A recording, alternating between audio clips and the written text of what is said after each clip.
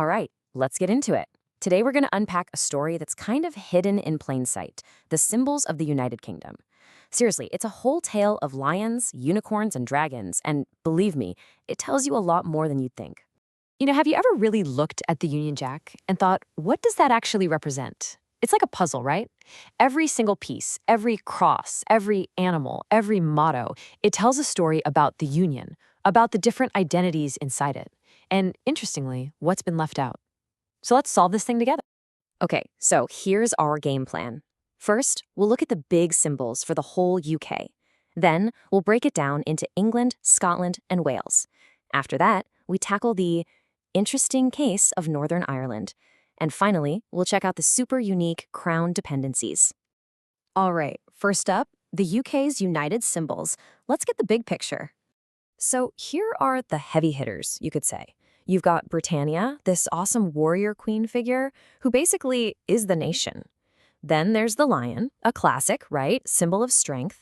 And get this, the motto is in French, a throwback to the Norman conquest, like over 900 years ago. It's such a wild mix of history and myth, all rolled into one. But okay, that's the big picture. The real story, the juicy stuff, starts when you zoom in on the individual nations that make up Great Britain. Each one has its own super rich symbolic history. So let's start with England. You've got the classic St. George's Cross. Then there's the Tudor Rose, which is really cool because it symbolizes the end of a super bloody civil war. And of course, the lion shows up again. You can kind of think of these as the foundational symbols, the bedrock of the whole Union. And then you have Scotland. The flag is called the saltire, you've got the tough little thistle, and then the unicorn. No, I'm not kidding. The official national animal is a unicorn, a mythical creature. It's meant to be a symbol of purity and power, which, what a fascinating choice, right? Okay, and here is where the first big piece of our puzzle just clicks right into place. Back in 1606, they literally just combined the flags of England and Scotland, and boom, you've got the very first Union flag. It was a visual for a whole new political reality. But hang on a second, something's missing. I mean, one of the most famous, most iconic symbols in all of the British Isles, where is the Welsh dragon in all of this? I mean, Wales has this incredibly fierce identity, all wrapped up in its famous red dragon. But here's the kicker. Wales was basically considered part of England, politically, way before the Union flag was even a thing. So its dragon, it just never made the cut. A super powerful symbol, but totally absent from the national flag. Kind of wild when you think about it. And, speaking of things being complex, that brings us perfectly to Northern Ireland, because here the whole story of symbols gets even more layered and, honestly, way more contested. Okay, this one fact. This says pretty much everything you need to know. Since 1973, Northern Ireland has had no official national flag. None. Just let that sink in. That's a symbolic vacuum, and it speaks volumes about its really complex identity. So the flag they used to have, the Ulster banner, is a perfect example of this whole situation. It was officially retired, but you still see it around in certain places, especially at sporting events. It's just one of those symbols that carries a ton of history and, well, a lot of division with it. But look, it's not all about the flag debate. Northern Ireland has so many other symbols. You've got the shamrock, of course, St. Patrick, and the incredible Irish elk, which is extinct now, but what a magnificent animal. It's all part of this really rich heritage that exists totally separate from all the political stuff.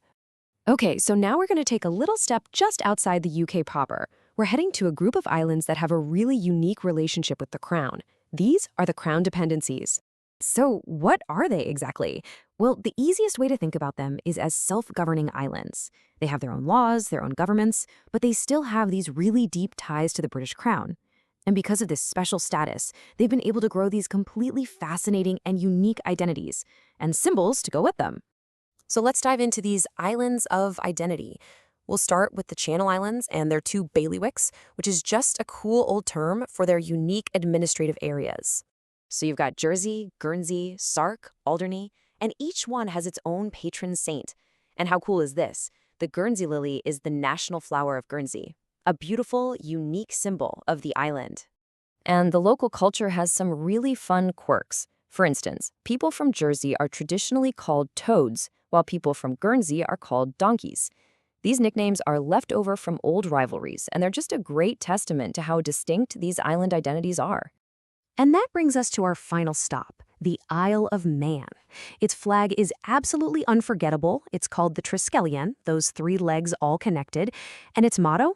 Well, its motto is maybe the most defiant and inspiring one we've seen yet.